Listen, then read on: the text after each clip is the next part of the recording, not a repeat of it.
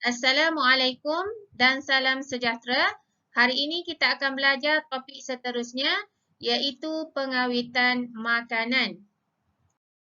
Baiklah, sekarang mari kita lihat serba ringkas tentang sejarah pengawitan makanan. Bermula 500,000 tahun sebelum Masihi, memasak makanan menggunakan api. Ini merupakan kaedah pengawitan terawal dalam tamadun manusia. 12,000 tahun sebelum Masihi, masyarakat Arab kuno mengeringkan dan menyimpan makanan sebagai persediaan sekiranya berlaku banjir. 1400 tahun Masihi melumurkan garam pada makanan. Ini adalah bagi mengatasi masalah pembaziran dan kekurangan makanan.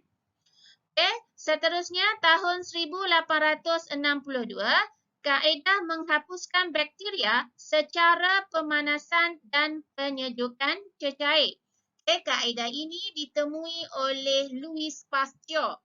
Kamu boleh rujuk buku teks muka surat 133 untuk melihat mesin yang dicipta untuk kaedah ni. Okey, seterusnya sekarang penggunaan bahan kimia. Penggunaan bahan pengawet kimia membolehkan makanan tahan untuk jangka masa yang lebih lama. Sekarang mari kita lihat ciri-ciri makanan yang telah rosak. Ciri yang pertama ialah bertukar warna. Cuba kamu perhatikan buah tembikai. Buah tembikai tersebut telah mula bertukar warna menjadi kehitaman. Seterusnya ialah mengeluarkan bau yang busuk. Cuba kamu tengok. Lalat sudah mula hurung makanan tersebut, telur. Maksudnya ia telah mengeluarkan bau yang busuk. Ciri seterusnya ialah berasa masam. Jika sekiranya kamu terminum susu dan berasa masam, maksudnya ialah susu tersebut telah rosak. Seterusnya ialah berkulat. Cuba kamu perhatikan gambar roti berkulat. Seterusnya ialah berketul. Jika kamu lihat susu berketul, maksudnya susu tu telah rosak. Ciri seterusnya ialah berubah tekstur. Berubah tekstur di sini membawa maksud berubah bentuk. Cuba kamu perhatikan gambar. Sukar untuk kita mengenal pasti adakah itu buah tomato ataupun buah apel. Sebab apa? Sebab teksturnya telah berubah. Dan seterusnya ialah berlendir.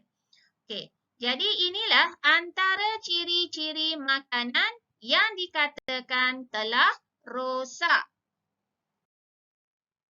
Sekarang mari kita kenal pasti apakah punca yang menyebabkan makanan menjadi rosak. Jadi makanan menjadi rosak akibat tindakan mikroorganisma. Seterusnya, mari kita lihat apakah maksud pengawitan makanan. Pengawitan makanan ialah kaedah pemprosesan makanan yang boleh menghalang atau melambatkan proses hidup mikroorganisma. Apakah pula tujuan pengawitan makanan?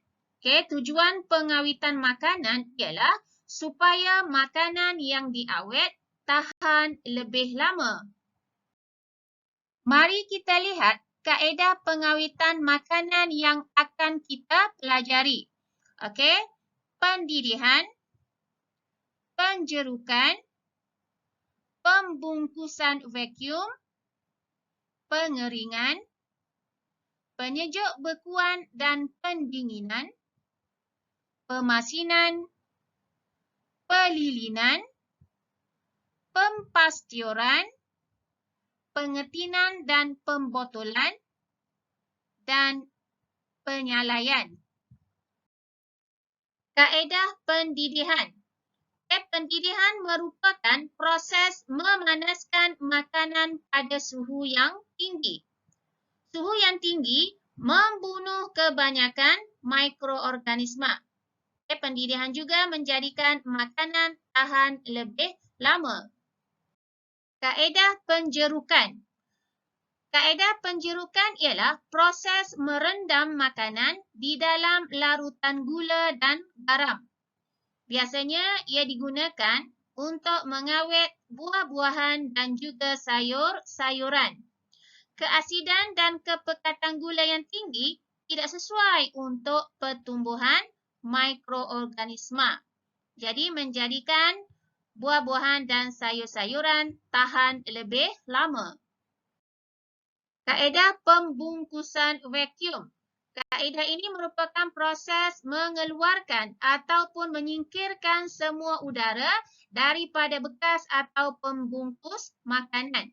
Jadi, mikroorganisma tidak boleh bertumbuh dan membiak dengan ketiadaan udara.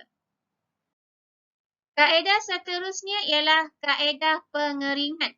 Kaedah ini menyingkirkan kebanyakan air daripada makanan. Jadi, ketiadaan air menyebabkan mikroorganisma akan mati ataupun menjadi tidak aktif. Makanan boleh dikeringkan dengan cara dijemur di bawah cahaya matahari ataupun menggunakan ketuhar. Kaedah penyejuk bekuan dan pendinginan. Penyejuk bekuan ialah kaedah menyimpan makanan pada suhu takak beku iaitu 0 darjah Celsius dan ke bawah. Suhu di bawah takak beku menjadikan mikroorganisma tidak aktif. Manakala pendinginan ialah kaedah penyimpanan makanan di dalam persekitaran bersuhu kurang dari 18 darjah Celsius. Suhu yang rendah menjadikan mikroorganisma kurang aktif dan lambat bertumbuh. Kaedah pemasinan. Kaedah ini menggunakan garam bagi menyingkirkan kelembapan pada makanan. Kaedah ini telah digunakan sejak dahulu lagi. Kaedah pelilinan. Kaedah ini ialah proses menyalut buah dan sayuran dengan menggunakan lilin cair.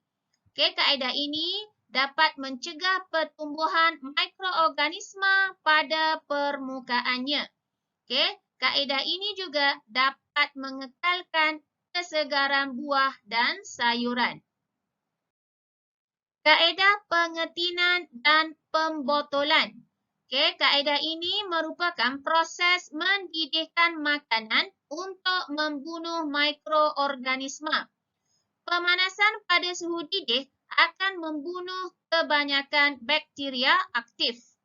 Makanan kemudiannya disejukkan dan dimasukkan ke dalam bekas kedap udara. Kaedah pempascuran. Ini merupakan proses pemanasan makanan sehingga suhu tertentu untuk beberapa ketika dan kemudian diikuti dengan penyejukan segera. Kaedah ini telah berjaya dibuktikan oleh seorang ahli sains iaitu Louis Pasteur.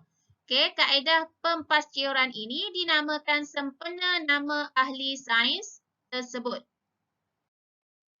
Kaedah yang terakhir sekali ialah kaedah penyalaian. Kaedah mengeringkan makanan dengan cara mengasapnya untuk satu tempoh masa yang agak lama. Jadi kaedah ini boleh membantutkan pertumbuhan mikroorganisma. Demikianlah antara 10 kaedah pengawitan makanan yang telah kita pelajari. Dengan itu sekian sahaja pembelajaran kita pada hari ini. Selamat mengulang kaji dan insya-Allah kita akan berjumpa lagi.